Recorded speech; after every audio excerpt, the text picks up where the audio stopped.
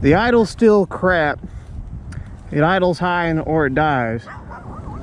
But when I let off the throttle after a speed run or just a cruise, the engine immediately drops back down to idle. So I went over everything again, couldn't find any air leaks. We're looking good. There's only one problem left that I think this might be, and I think one of the reeds is not closing all the way and sealing on the cage, which is probably why it's just not idling. But everything else feels great. We got the PZ22 on it right now. I got this brand new tachometer with the temperature gauge, and it doesn't work. It's just reading error. So that is really annoying.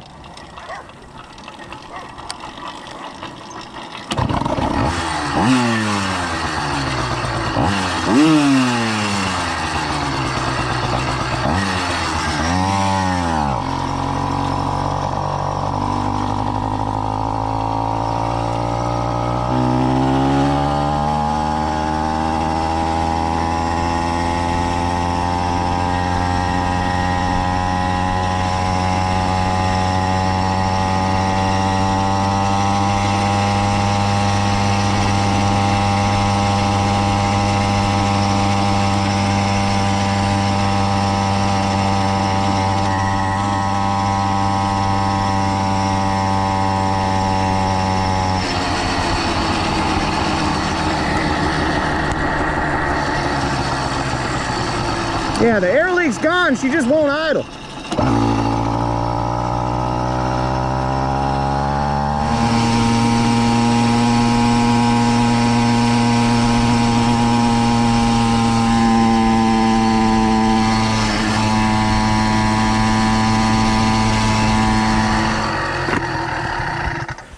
Big bog at wide open throttle, and so we need to get back home and put a bigger main jet in it. Don't want to burn this thing up yet. Pretty sure I killed it. I even had the choke on halfway just to give it a bit more fuel, but I don't think that was enough.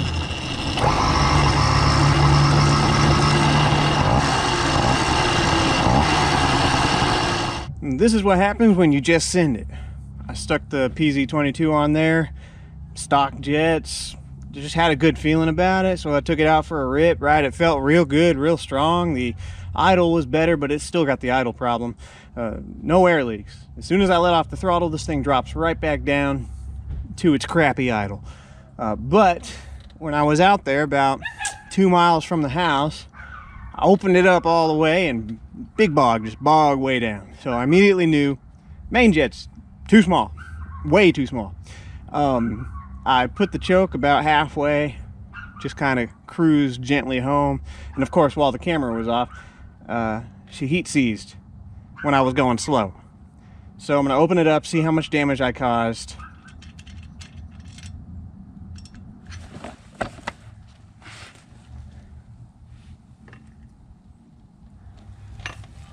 Sun's bright and the shadows are dark. I can barely see in there, but it doesn't look bad. All right, so pretty hard to see in there, but it's all scuffing. Running my finger along the edge of the cylinder, I don't feel any gouges whatsoever. So that's good for the cylinder. It means our cylinder should be fine. I don't know about the piston and the rings. Piston's aluminum. There could be some melted aluminum smeared all over it. And the ceramic coating on the rings, I don't know how durable that is. If maybe it might have come off, but either way, the cylinder is good, so we're just going to keep sending it. That's what this stock cylinder is for. That's why we got this one. We're going to stick with it until we get this thing dialed in just right, because I do not want to screw up the ported cylinder.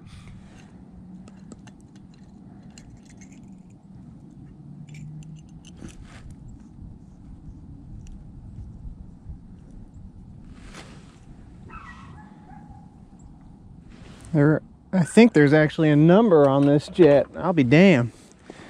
I don't know if I can read it though. Oh, it's a 79. 79, too small for the PZ22. At least on the Minarelli with a G2 reed. Without a reed, China Doll, it might be okay, but... Okay, I decided just to go with a 92 because it's the largest jet in the set, and it should be a little safer. Probably going to be rich, but that's okay. I'm also going to move the clip on the needle down 1 notch to richen up the mid-range.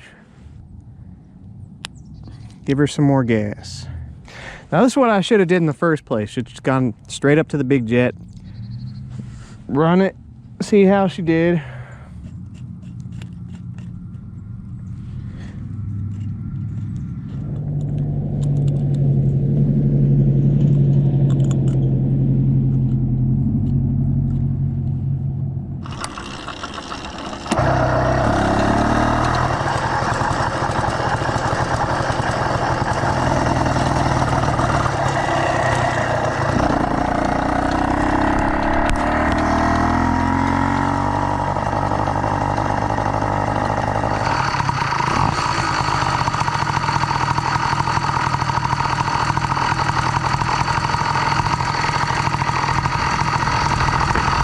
Well, that's better. You'll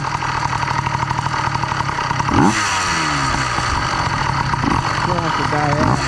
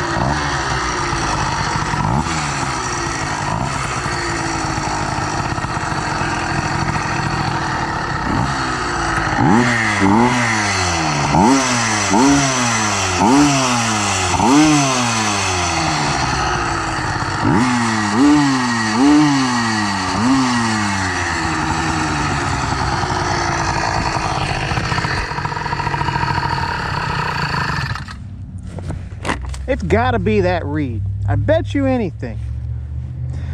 There's one reed flap that's not closing all the way and sealing. And at low RPMs, when there's less pressure in the case, that can't push, there's not enough pressure at idle to push down on this flap to seal it, which is why it probably seems to be running great. Mid RPMs, high RPMs, when I let off the throttle, it comes back down, but it just won't idle. I don't know.